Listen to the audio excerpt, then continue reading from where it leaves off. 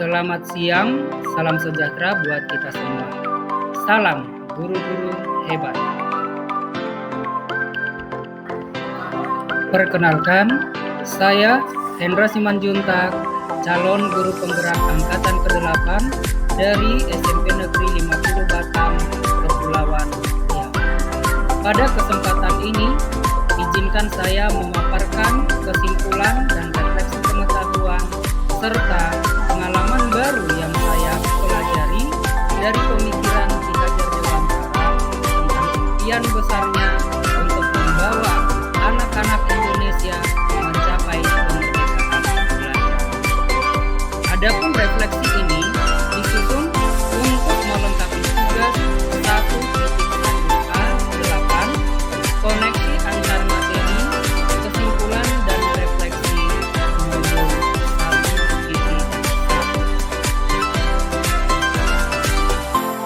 Saya akan merefleksikan diri saya melalui 3 pertanyaan penuntun berikut. Yang pertama, apa yang Anda percaya tentang murid dan pembelajaran di kelas sebelum Anda mempelajari modul 1.1? Yang kedua, apa yang berubah dari pemikiran atau perilaku Anda setelah mempelajari modul ini? Yang ketiga, apa yang dapat segera Anda terapkan lebih baik agar kelas Anda mencerminkan pemikiran Ki Hajar Dewantara?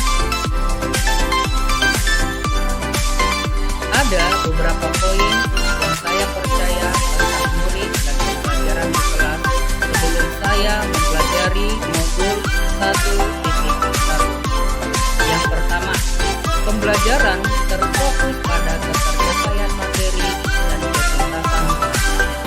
Dalam hal ini, saya sering tidak sadar bahwa yang saya sampaikan kepada siswa adalah materi.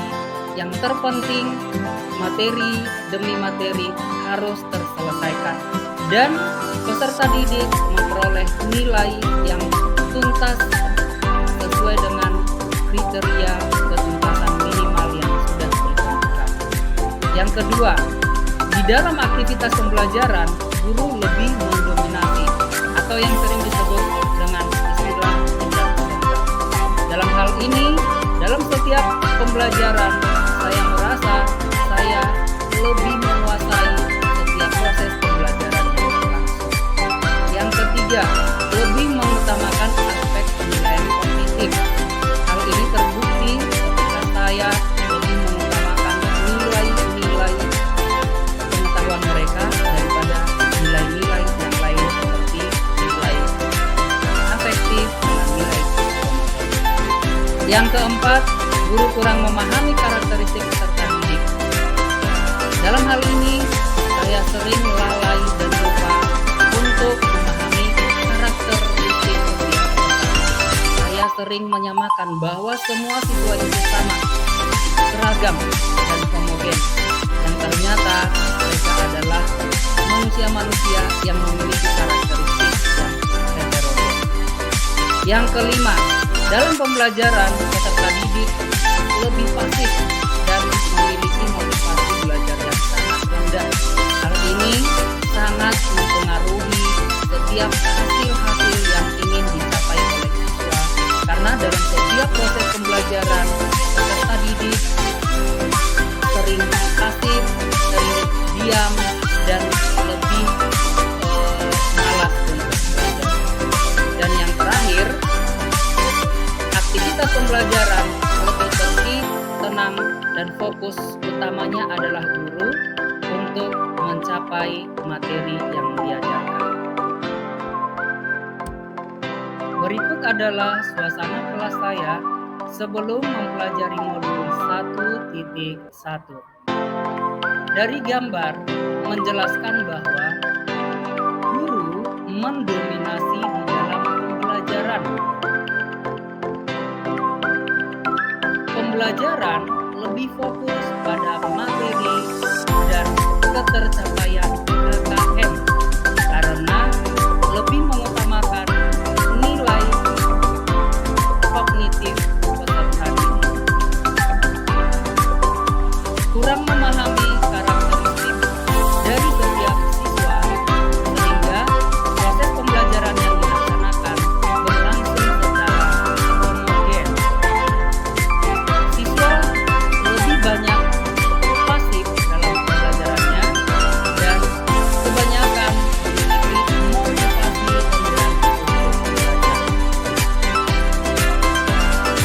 kelas bisa terlihat diam, tertib, karena fokus utama dari pembelajaran adalah materi. Yang sudah berubah dari pemikiran atau perilaku saya setelah mempelajari modul 1.1 adalah perubahan dalam pemikiran. Pembelajaran yang berorientasi pada ada baiknya pembelajaran yang berlangsung harus berorientasi pada peserta, di mana pembelajaran harus memberikan kebebasan kepada peserta. Ketika pembelajaran didominasi oleh peserta yang saling menghargai setiap perbedaan peserta didik, karena setiap peserta didik memiliki keunikan masing-masing. Oleh karena itu, kita harus bisa menerima keunikan-keunikan yang sudah terdapat di dalam. Dan yang terakhir, guru bukanlah satu-satunya sumber belajar, karena sumber belajar bisa didapat dari sumber-sumber yang lain, seperti sumber belajar berupa lingkungan atau sumber belajar berupa teknologi. Yang kedua, perubahan dalam perilaku, memberikan kebebasan kepada anak untuk setiap aktivitas belajar sesuai dengan minat, bakat, dan kreativitas.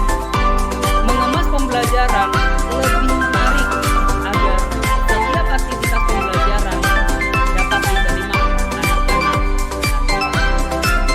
Yang terakhir, menuntun anak sesuai dengan potensi atau program yang dimiliki.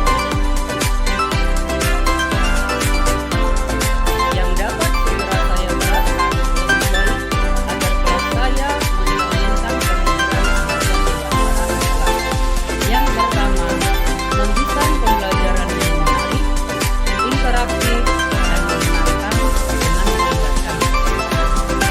Yang kedua, menerapkan konsep merdeka belajar dan mengintegrasikannya setiap pembelajaran dengan teknologi.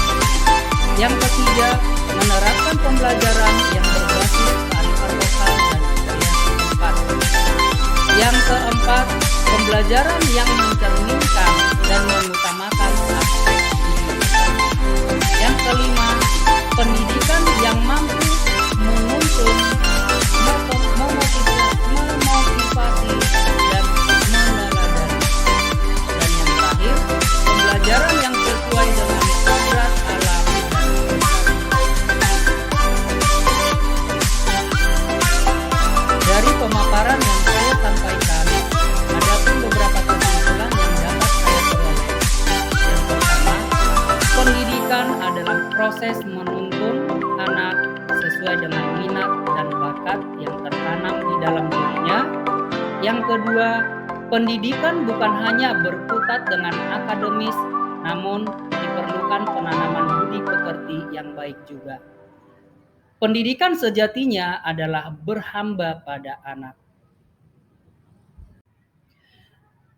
Demikian pemaparan saya tentang tugas modul 1.1 koneksi antar materi. Salam semangat guru-guru hebat. Terima kasih.